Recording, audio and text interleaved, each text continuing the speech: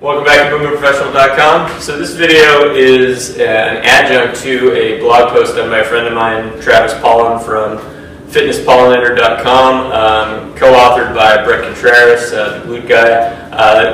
The blog post was in T Nation, and it was discussing three major ways to create hypertrophy in training. All right, hypertrophy is just creating more mass, more size to your muscles. So the three things that they talked about were maximizing mechanical tension or time under tension.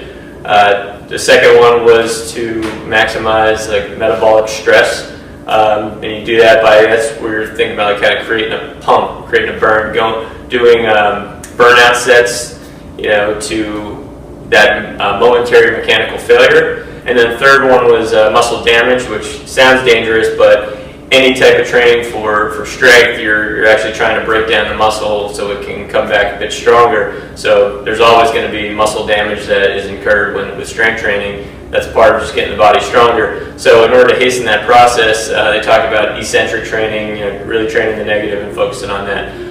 So two ways that I found that are very efficient in kind of incorporating all these three elements in a shorter time span are to do work with carrying. All right, so I'm going to show you some carry work using kettlebells. You can also use dumbbells. You can use any apparatus too. You can use heavy bags. You can use barbells. But kettlebells tend to work well. They're a very versatile tool. They have handles, so it just makes it easier to carry. And then mix in with the carries some of these major movements that really can be worked on and fit in all 3 points that were made in the blog post. So we'll go through that. And then the other way is, and I've just started training with this, and I think it's a phenomenal tool to maximize that time under tension, is Mace Training, and just showing you some strength-based movements that just kind of maximize that time under tension. So we'll start with a carry workout, and there's so many different ways you can do this, but the idea is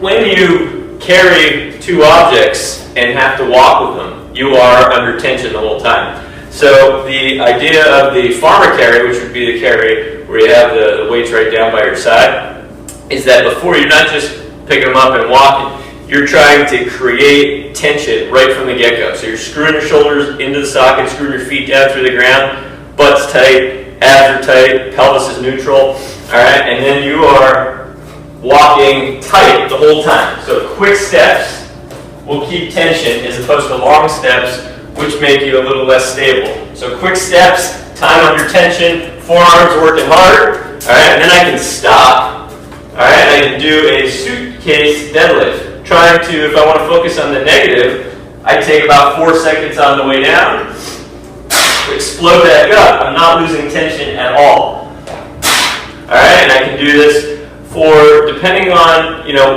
whatever rep scheme I can get, that I can still maintain that tension without losing technique. And that's basically what I look at. So somewhere between, I'd say 5 to 10 reps, all right, doing it with that type of slow focus, all right? But the key here is that I don't put down the weights unless I just physically can't hold this position anymore. All right, so I'm maintaining tension. I'm going back to the end of whatever walkway I have, and I'm doing it again. All right, and I'm seeing if I can stay with that same rep scheme. I might have to decrease the reps a little bit, but the key is that I'm maintaining tension and proper technique. All right, and I can go back. And if I want to mix it up, depending on how appropriate the weight is, I can go into a movement such as a press, keeping tension, and pulling back down. Now I'm not going to be able to do as many reps with the press as I'll be able to do with my suitcase deadlift, but I'm maintaining tension the whole time. And now from here I can keep this tension on in a front rack walk. Turning, repeating. Staying tight, the negative now is on the way down. Not losing tension. Staying tight. Alright? Whenever I feel I can no longer maintain tension or I can no longer maintain form, that's when I take my rest. Alright? I can then switch the weights up, go a little bit heavier or lighter depending on the movement I want to do. So if I want to go heavier, I may actually just use one side now with my carry. All right, and now I have to kind of do a little bit of an anti-side bending to try to keep me in a good position, which again forces you to use tension. All right, so I'm maximizing the tension just to not be pulled towards the weight side. All right, and then I can do a single-sided suitcase deadlift, or I can do something like a goblet squat. All right, and really work the eccentric, or this is a good one to do to kind of at momentary muscle fatigue. Either way, I kind of work whatever strategy I want to work at that time, and then I can go back to the carry either in the farmer position or it can be up in the rack position. Either way, I got to figure out how to not have the weight pull me to one side when I'm asymmetrical. All right, so I do a walk. All right, if I'm in this front rack position here, I can do a front squat, keeping tension, or doing quicker reps to try to get that pump, that burnout. All right, so you can vary up the strategy that you're looking for. My suggestion would be to choose a strategy that you're going to do within a certain set. So if I'm going to walk back and forth about 5 times or something, the amount of volume I do will be dictated based on technique and me being able to keep tension. But I'll just pick one of the strategies. So I'll either just work the eccentric load, the negative, or I'll work the muscle pump, where I'm just trying to get to that momentary muscle failure. All right, and then the whole time I'm trying to maintain tension. So I'm kind of, that's the underlying factor, is just that you have a ton of time under tension.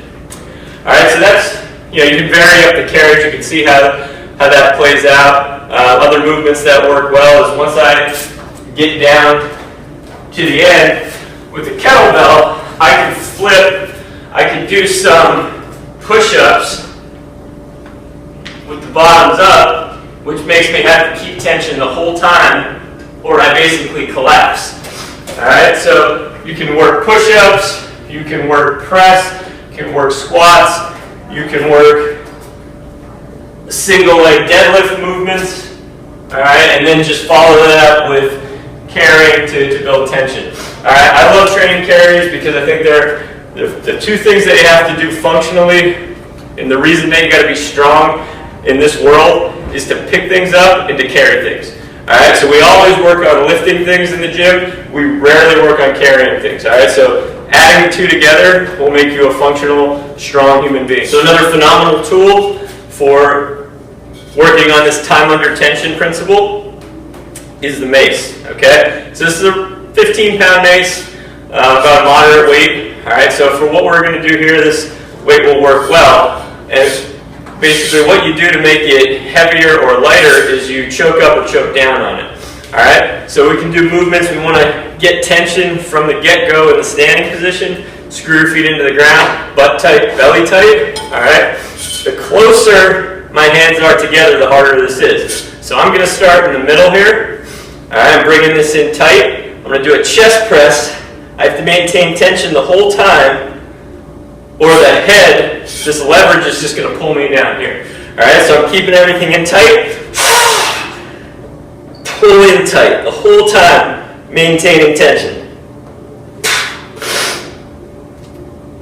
All right, so the rep scheme, again, 5 reps, 8 to 12, whatever you feel you can maintain tension without having this completely pull you over. All right, the whole time you're holding this, one of the areas that gets a ton of tension is your forearms and your hands. And the type of grip strength that you build from this is very unique. So the more you train with a mace, you just feel your hands get strong in a way that I haven't found with any other type of training.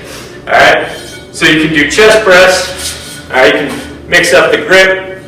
All right, I like this underhand grip for the press. It just keeps the shoulder a little bit more externally rotated, pushing out. All right, and then I can mix it up, try to do less reps with my hands a little closer together. All right, so time under tension, the whole time you're there. Once you take a little rest until you can kind of free that up again, all right, you feel like you're able to create some tension, so maybe like a 2 to 3 minute rest, Then you can go into some pressing, all right? And this one actually can help you work on your front rack. So the specific front rack position with the mace is going to be elbow right under the wrist, palm facing you. Create tension, drive it up, pull back into your body. Drive it up, pull it right by your nose into your body, okay? And then you just flip it to the other side. Notice any asymmetries, tension the whole time. Tension the whole time. Okay? Then you can flip it to where it's vertical. Alright? The more centered you are, the easier it becomes.